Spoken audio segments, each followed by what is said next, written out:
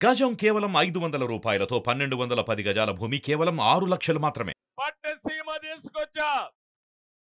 గోదావరి కృష్ణ రెండు నదుల అనుసంధానం చేసిన ఘనత తెలుగుదేశం పార్టీది.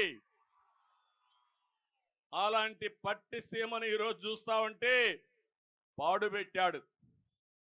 గోదావరిలో డయాఫామ్ వాల్ ఉంది, 2 సీజన్లో పూర్తి చేశాం. దుర్మార్గుడైన ముఖ్యమంత్రి వరద వదిలిపెట్టి అది కొట్టుకొంబయ్యేడుగా చేశాడు. కడాన ఇక్కడ ఒక మంత్రి ఉన్నాడు, ఆంబోత మంత్రి అరుస్తూనే ఉంటాడు. డయాఫామ్ వాల్ ఎక్కడుందో తెలియదా ఆ మంత్రికి, అది ఎక్కడుందంటాడు.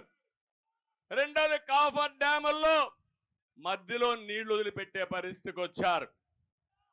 ఇంకో పక్క బండ్ ఏదైతే కట్టామో ఆ బండ్ కూడా కుంగిపోయే పరిస్థితికి వచ్చింది.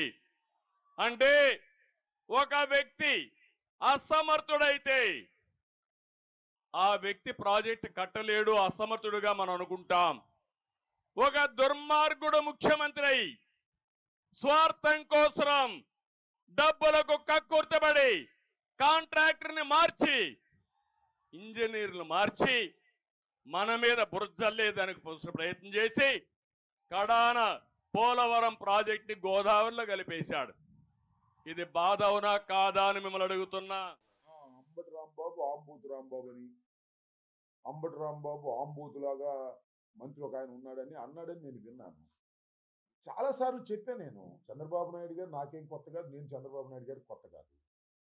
చాలా సందర్భాల్లో నేను చెప్పాను. మరొక సందర్భంలో, ఈ సందర్భంలో మళ్ళా చెప్తున్నా, రాష్ట్ర ప్రజానీకానికి నారా చంద్రబాబు నాయుడు గారికి నన్ను ఆంబోతు అనగానే ఆయన గుర్తు రావాల్సింది ఏంటంటే, ఆంబోతులకు ఆవుల్ని సప్లై చేసి రాజకీయాల్లో ఎదిగినటువంటి వ్యక్తి నారా చంద్రబాబు నాయుడు గారు. ఆయనకి ఏ విధమైనటువంటి రాజకీయ క్వాలిఫికేషన్స్ లేకపోయినా మోసాలు చేసి ఆంబోతులకు ఆవుల్ని సప్లై చేసి రాజకీయాల్లో ఎదిగినటువంటి ఒక బ్రోకర్ నారా చంద్రబాబు నాయుడు గారు. ఇవాళ ఏయో పెద్ద పెద్ద ఉపన్యాసాలు చెప్తున్నాడు. రా కదలి రా అంటాడు. ఎక్కడ వచ్చేది? కదలి వచ్చేది రా అంటే ఎవరు వస్తారు? కదలడం అంటే ఎవరు వస్తారు? రా కదలిరా అంటే అక్కడ చచ్చింది గొర్రె, తెలుగుదేశం చచ్చింది. ఇంకా రా అంటే అది రాదు, కదిలిరా అంటే అది కదిలి వచ్చే పరిస్థితి లేదు. రాజకీయ భవిష్యత్తు లేదనే వాస్తవాన్ని ఇవాళ కనిపెట్టకపోయినా రేపు మాపు ఎన్నికల తర్వాత అర్థమైపోతుంది. నారా చంద్రబాబు నాయుడు గారు పిచ్చివాగుడు వాగమాకండి. పిచ్చివాగుడు వాగి మా చేత ఎందుకు అనిపించుకుంటారు? మేము ఆంబోతులు అంటాడు. ఏంటి మేము ఆంబోతులు? ఎట్లా ఆంబోతులు చెప్పబ్బా? ఏం ఎక్స్పీరియన్స్ ఉంది మీకు మా ఆంబోతులుగా? ఇలాంటి పిచ్చి మాటలు మాట్లాడమాకు, స్థాయి తక్కువ మాటలు మాట్లాడమాకండి నారా చంద్రబాబు నాయుడు గారు. మీరు స్థాయి తక్కువ మాటలు మాట్లాడితే మేము కూడా మాట్లాడాల్సి ఉంటుందనే విషయాన్ని గమనించండి. మీ ఇంటికి మా ఇల్లు ఎంత దూరమో మా ఇంటికి మీ ఇల్లు అంతే దూరం అనే విషయాన్ని గమనించండి. గమనించి నడుచుకుంటే మంచిదని సవినయంగా మనవి చేస్తున్నాం. మనం ఇంకొకసారి ఇలా మాట్లాడితే ఇంతకన్నా ఘాటుగా మాట్లాడవలసి ఉంటుంది. జాగ్రత్త.